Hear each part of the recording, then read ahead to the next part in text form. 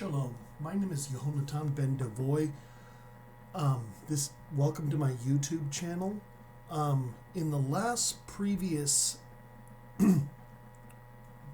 videos, we have been exploring the misconceptions regarding sacrifices in a full-on series, essentially. For the time being, we're going to be taking a break and focusing now on inheritances, essentially.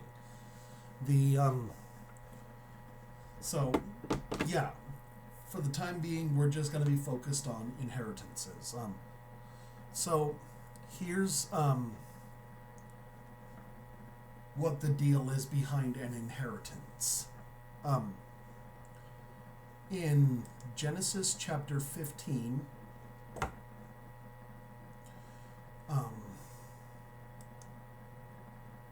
hang on a second. Hashem gave a covenant to Abram about a piece of land that his seed would inherit. Here's what the text says. We're going to start with verse 3. Abram said, "See, you have given me no seed, and the one born in my house is my heir.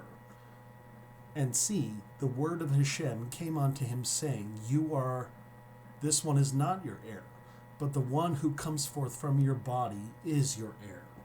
And he said unto him, Look outside, look now towards the heavens, and count the stars, if you are able to count them. And he said to him, So is your seed. And he believed in Hashem, and reckoned it unto him for righteousness. And he said unto him, I am Hashem, who brought you out of Ur of the Kasdim, to give you this land to inherit it. And he said unto him, Master, Hashem, whereby do I know that I possess it? And he said unto him, Bring me a 3-year-old heifer, a 3-year-old female goat, a 3-year-old ram, and a pigeon. And these he brought forth and cut them in the middle, and placed them each half opposite the heir, and did not cut opposite the other, but he did not cut the birds. The birds of prey came down upon the carcasses, but Abram drove them away. And it came to be that as the sun was going down, a deep sleep fell upon Abram, and that a frightening darkness fell upon him. And he said unto Abram, Know for certain that your seed will be sojourners in a land that is not theirs, and they shall serve them and afflict them 400 years.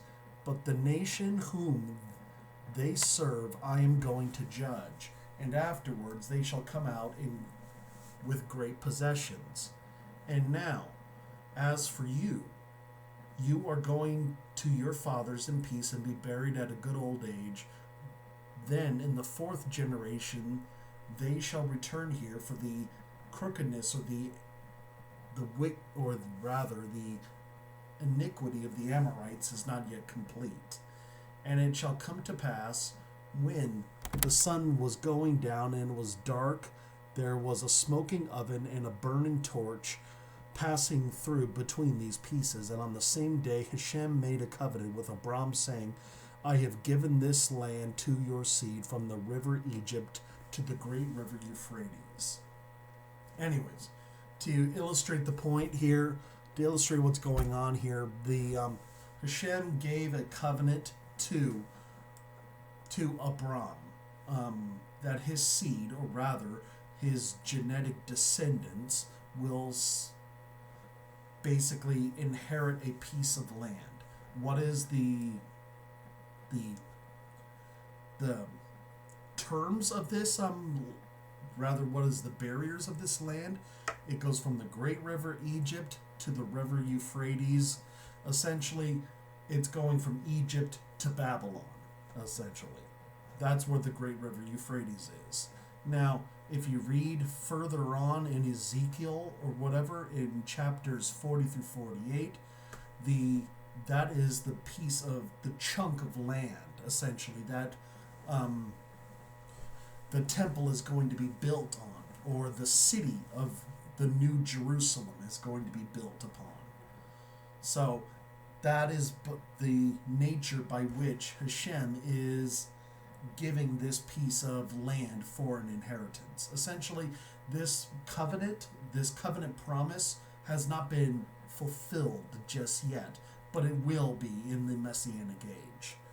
Now, as for the commands in inheritances, or rather the promise that your seed will inherit it, it was given as a command inside of the Torah that right here in Numbers chapter 26, verses 53 and 54.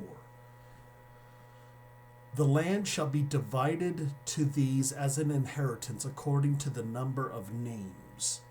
To the large you shall give a larger inheritance, and to the small you shall give the smaller inheritance. Each shall be given his inheritance according to his registered ones. According to the Hebrew, in verse 54, it actually says, a man according to the mouth of his registered ones will be given his inheritance. So this is talking about a man who is basically given his inheritance, essentially. It's also repeated in Numbers chapter 33, verses 50 through 54. And Hashem spoke to Moses in the desert plains of Moab by the Jordan of Jericho, saying, Speak to the children of Israel, and say unto them, When you have passed over the Jordan into the land of Canaan, and you shall drive out the inhabitants from before you, and destroy all their engraved images, and destroy all their molded images, and waste their high places, you shall possess their land and dwell in it, for I have given you their land to possess, and you shall divide the land by lot as an inheritance among your families. It says clans in there, but the Hebrew word literally means families. To the larger you give the larger inheritance, and to the smaller you give the smaller inheritance. Whoever the lot falls to, that is his. You inherit according to the tribes of your fathers. Anyways, the point being here in verses 50 through 54, they're supposed to go into the land and take it by force and basically divide up the land according to lots per families.